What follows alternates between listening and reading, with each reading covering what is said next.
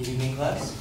In today's choice-oriented society, families and children have a difficult decision to make once they come close to starting their educational careers. Choosing a school for your child is one of the most important decisions you will make as a parent. In the next few minutes, I hope to show you that my main claim, the public school system is significantly less beneficial compared to the private school system. My three claims are public schools have lower rates of success than private schools. 2, public schools focus on school testing more than private schools to the harm of students. And 3, school funding for public schools only benefits those in middle to high income areas.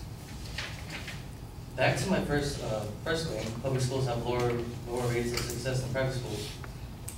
In 2013, according to the Institute of Education Sciences, among schools with 12th grade students during the 2010-2011 school year, the average percentage of 12th grade students who graduated with a high school diploma was 89% for traditional public schools, 91% for public charter schools, and 92% for private schools. Within this group of schools, the average percentage of graduates who went to a 4-year college was 40% for traditional public schools, 37% for public charter schools, and 64% for private schools. This may be due to a lack of classroom size for students. According to an article called Major Challenges Facing Public Schools in the United States, one of the major problems of most state governments is the lack of classrooms or an adequate space. Schools in Georgia have been affected by reduction in funding, hence administrators have no choice but to stretch the class size threshold to have room for more pupils. The problem is teachers' performance becomes affected once the classroom size goes beyond its limits. Mentors are not effective if the number of students go above 30. This is not a problem for most private schools who keep their class size at about 20 students. Teachers have less individualized time with students. The average class size in California public schools is about 30 students. If an average school day runs from 7:30 a.m. to about 2:30 p.m. and an hour is spent for breaks and lunch, then the teacher splits 6 hours of teaching time between 30 students. That works out to just about 12 minutes for each student. This may be simple math, but it does show how little opportunity is available for one-on-one instruction within public schools. My second claim is public schools focus on school testing more than private schools to the harm of students. Public schools take lengthy accountability tests. Public schools have several limitations that are harming future generations from learning to their maximum potential. One being that public schools focus too much on school testing. According to the article on Seattle PI, the No Child Left Behind Act and other similar state and federal legislation require tools to prove they are accountable to the taxpayers who fund them. Test results are the only way the government measures accountability. Regardless of the state, students in public schools take lengthy accountability tests, and high school students must take cumulative high-stakes tests such as the California High School Exit Exam in order to receive a diploma.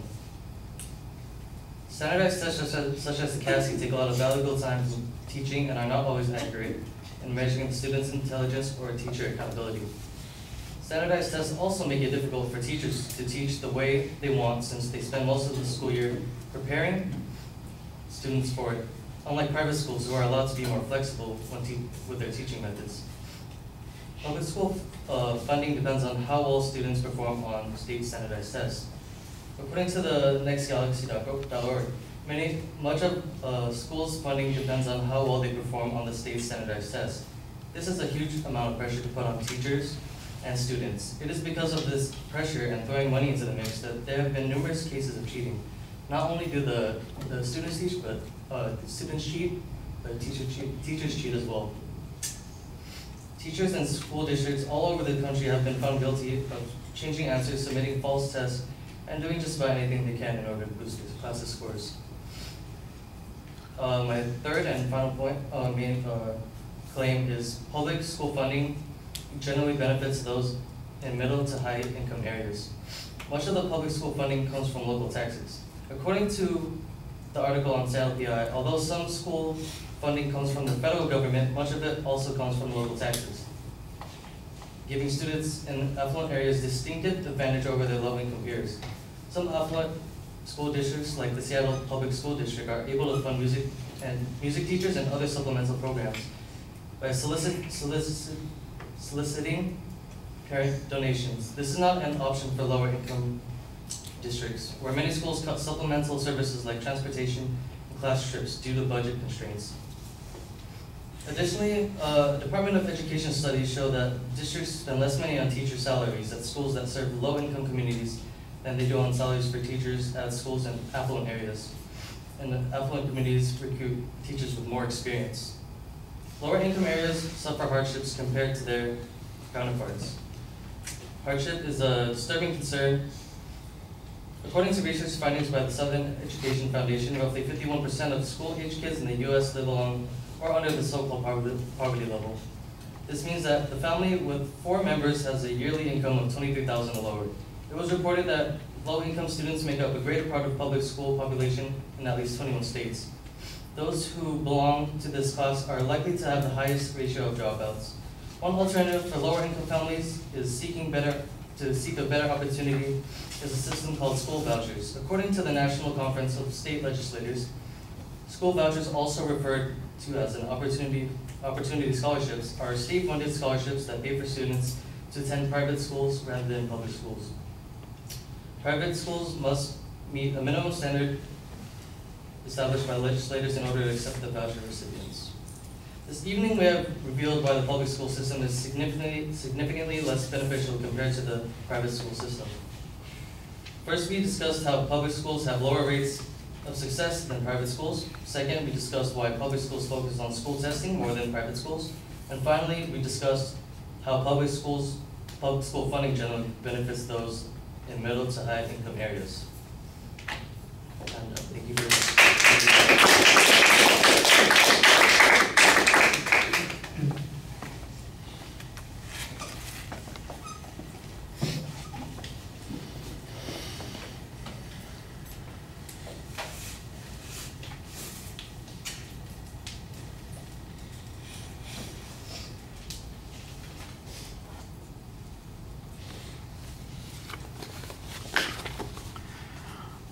All right, the proposition's clear. There's an excellent layout of the secondary points, so structurally you're in good shape at the beginning of the speech. I also thought when you got into the body of the speech, you did the same thing. You signposted your points as you went through it, so that was pretty clear also.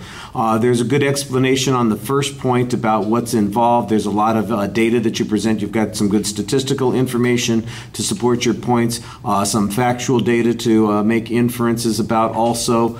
I think you need some information about the private schools that's not included in your argument here, and I think that's a little bit problematic. When you move to the second point, there's good data that tells us about the need or the requirement for accountability tests, but there's a lot of assertion about how much time it takes up, how disruptive it is to the process, and how it might be hindering student performance in some way.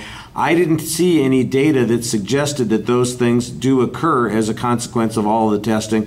I just heard claims being made to that point. So I think you need to, like I said, there was good data that said we have to do the tests and that assessment's part of this and that's how they get the money. But I didn't see the data that says, and that means that there's 6 hours less a day for instruction on average, or that the students fall behind a semester for every 4 years of testing, or anything that would allow me to say, obviously the testing is interfering with students' ability to learn. And that's really the argument that you're making on that particular point. The third point is a good argument about how the school systems are likely to benefit with the way they're financed. They're going to benefit the middle and upper districts. I understand that process because of the way funding works. I'm not exactly sure how that would compare to private schools, and how anybody who is in low income would benefit from private schools, unless we went to a policy claim, which is kind of what you get involved in at the end with the voucher topic, which is kind of a different argument. If you want to argue vouchers, that might be a good policy argument to have for our debates at the end of the term, but it's not really appropriate in this particular spot. You need to do a little bit less reading, my friend, I like the summary, but watch that policy argument at the end. All right, thank you.